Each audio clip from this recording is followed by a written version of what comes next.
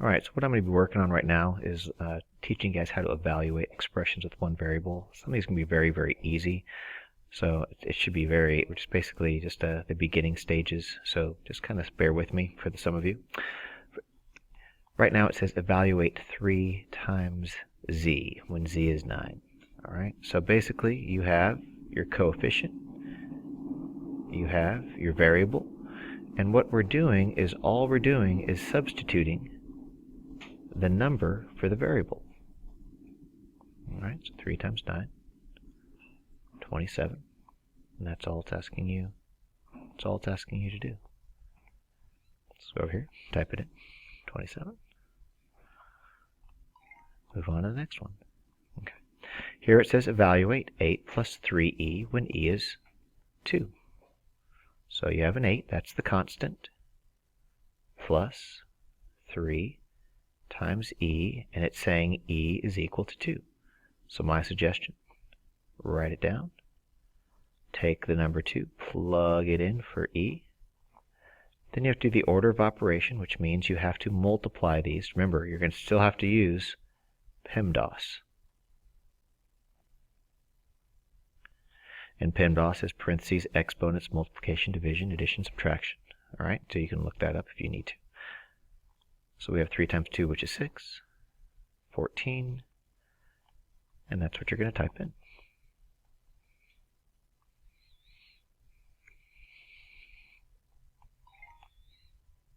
Alright, so here it says 6 times h when h is 8. So very easy, it's just 6 times 8. 48. Simple as that. So not very complicated. You should be able to get an easy 100 out of this without having to do, unless you make some silly mistakes. So now here we have a little bit more difficult. We have p divided by 2 minus 5 when p is 14.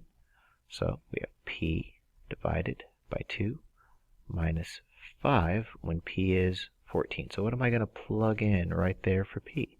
I'm going to plug in a 14. Now something you have to do, remember, you have to do this division before you subtract. So we're doing 14 divided by 2, that's 7. 7 minus 5 is 2. And that's it.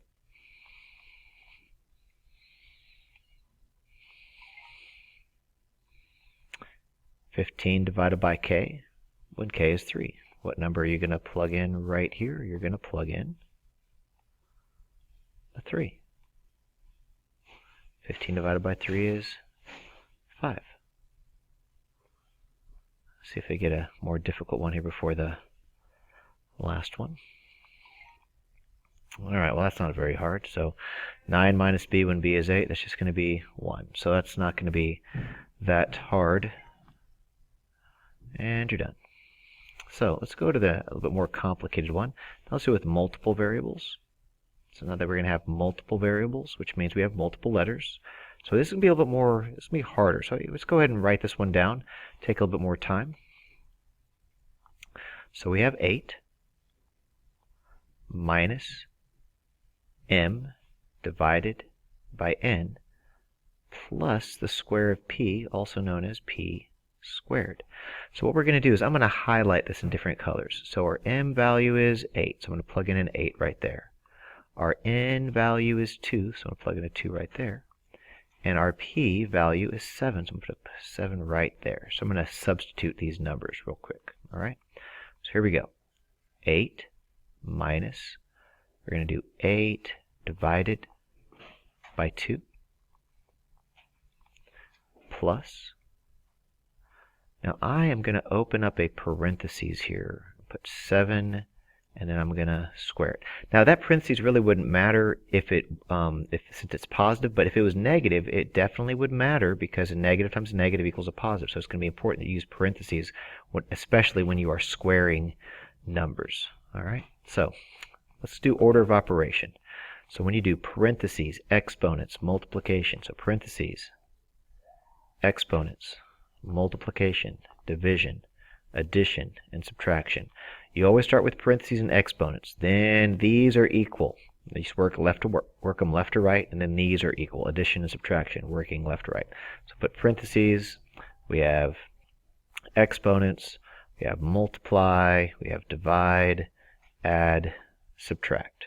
All right, so your exponents are your powers, like anything, say, to the power. So put a number like 5 squared. That's to the power. All right, so make sure you do that first. So here we go. We're going to go and do that right here. 7 squared is 49, so let me bring down the 49. 8 divided by 2 is 4, so bring in a 4. We've got to bring the minus down, okay? Put the plus right here. Put the 8 right here. Now we're just going to work it from left to right. 8 minus 4 is 4. 4 plus 49 is 53. That's what I'm going to type in right here. Type in a 53.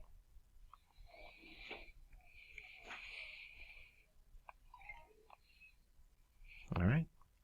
So when you have multiple variables, what I'm going to do right here is I'm going to write it out, and then I'm just going to use parentheses and plug it in. So 7 minus 5 p plus 3q. So now let's go ahead and plug in our values for p and q. So here we go. We have p is 1, so I'm going to plug in a 1 right there. And we have q is 7, so I'll plug that in right there. But when I do it, watch, I'm going to be using parentheses. Put 5 parentheses plus 3 parentheses. So for the p, I'm going to put in a 1. And for the q, I'm going to plug in a 7. And then I'm going to be using the order of operation. So I got to multiply before I start adding or subtracting. Okay, so here we go. I have a 7 minus 5 times 1 is 5 plus 3 times 7, which is 21. Now I can do 7 minus 5, which is 2, and 2 plus 21 evaluates to 23. So when you guys are plugging things in, make sure you use parentheses. All right, last one. Here we go. We have p divided by 4 plus p times q. So I'm going to highlight p in blue, and I'm going to highlight q in red. So there's the q. Got to plug in a 6 there. There's the p. Got to plug in an 8 right there and an 8 right there. Now, I don't necessarily have to use parentheses right here. Everything's positive, so it makes it very easy. So I'm just going to plug in. You don't have to use it. My suggestion, though, you can always, if you use it, it's never going to hurt. But especially with negatives, use parentheses. So my p-value is 8, so I'm just going to put an 8 right there. My q-value is 6, so I'll go ahead and put a 6 right there. Now we need to multiply right here, and this right here, we have divide, we have multiply. They're equal in power, all right, so we just work it right to left.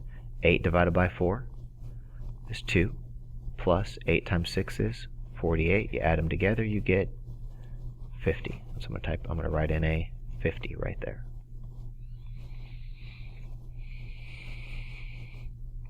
And that's all you got to do. See how easy that is?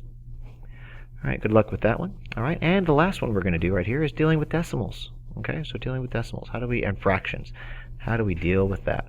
All right, so we'll do a couple more problems. Hope you guys will understand the concept. It's the same concept. We're just dealing with fractions now. So we have e. That's an e minus 1/2 of f. So here we go. Got the value of e. E is 15, so that's going to be a 15. And we have f is 2, so 2 right there. So let's go ahead and plug it in. E is 15, put a 15. Now you could put parentheses. Minus 1/2. I am going to put parentheses right next to this coefficient, and my f value is 2. Now this one's going to be really easy here because we got 15. And then you just got to ask yourself, what is half of 2? And hopefully you know half of 2 is 1, and 15 minus 1 is 14, and you're done, just like that.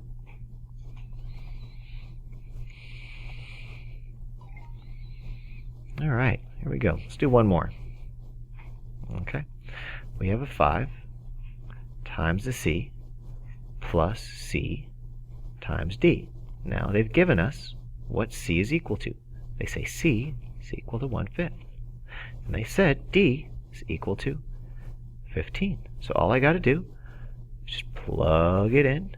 So my C value is 1 over 5, which means 1 divided by 5, plus open parentheses, open parentheses. So my C value is still 1/5, but my D value is 15.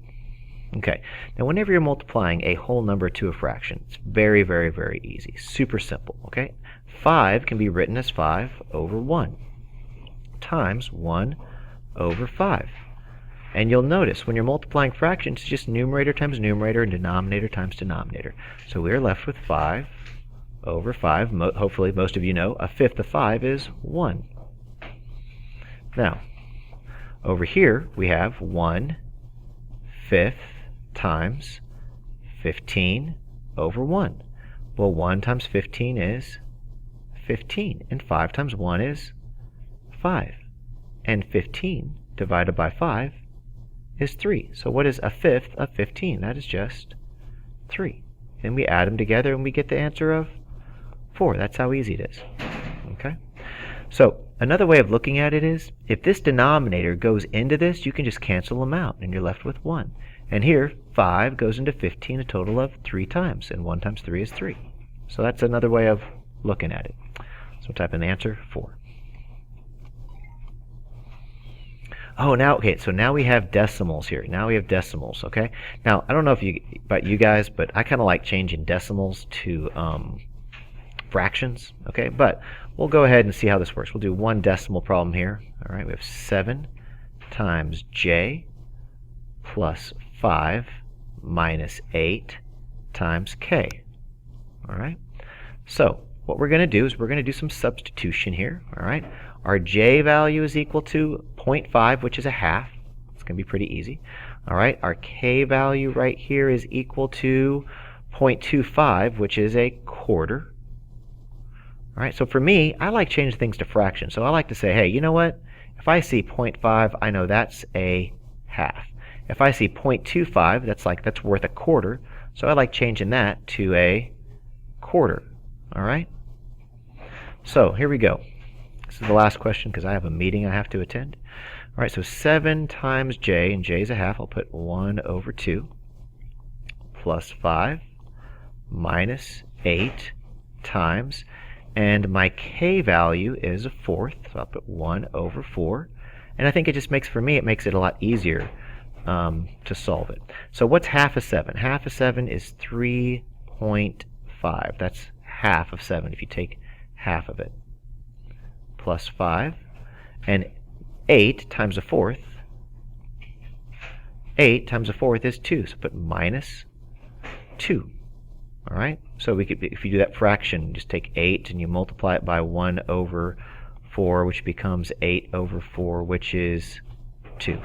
So now watch this. I'm just going to do 5. On this way, because it's all addition, I can just do 5 minus 2 right there and get a 3. And then I'm just going to add 3.5 to it and get a total of 6.5. And that's what I'm going to write right here, 6.5. Let's see if I get it right. If I don't, you can laugh at me. Yay, I got it right. So just think about it. Think of these fractions, okay?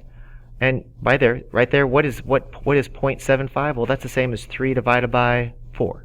All right, so good luck. Hope you're able to accomplish this and get 100 on evaluating expressions with multiple variables and dealing with fractions and decimals.